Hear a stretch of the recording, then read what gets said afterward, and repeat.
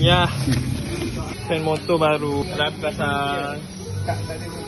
Tapi kat sini datang apa jadi? Kipas pecah. Kipas pecah. Tapi apa dia engine lamp nyala ke apa?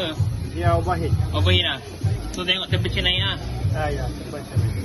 So ini kita dah ganti S2M ni. So ini S sana Shroop S. So ini kita tengah gantilah fan motor problem dengan bilah problem. Bilahnya dah rosak. So S50 ni barulah. Tengok, nombor 4. Ni datang ni. Dah melekat dah dekat motor. Motor lama. This one. Okay, settle. Tinggal nak pasang je. Pasang kereta ni. Kereta apa? Kereta berpayah. Ni yang lama. Kita kasih tukar yang baru. Tengoklah sebelah tu. Sebelum terjadinya yang ni, sebelum jadinya ni, dia akan jadi macam ni. Apa?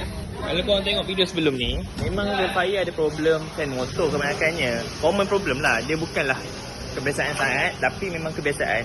So fan motor sekarang ni kita nak kasi tukar lah fan motor. So bila dah tukar fan motor ni, kita dapat tengok bilah dia rosak juga.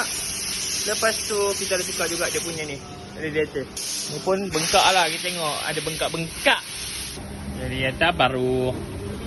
Saya rasa ini radiator panjang lah. Tu apa Yang masuk ni lampu kat bawah. Bawah ada. Macam kereta ni dah nak settle pasang ni radiator, fan motor. Kita dah.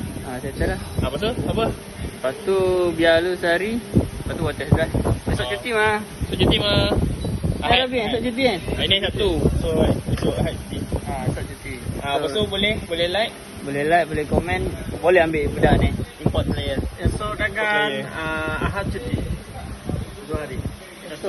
Esok Ahad lah. Ajak import punya bahasa. Import punya bahasa. Esok dan Ahad. Ya, tu je lah. Bye-bye. Boom bam.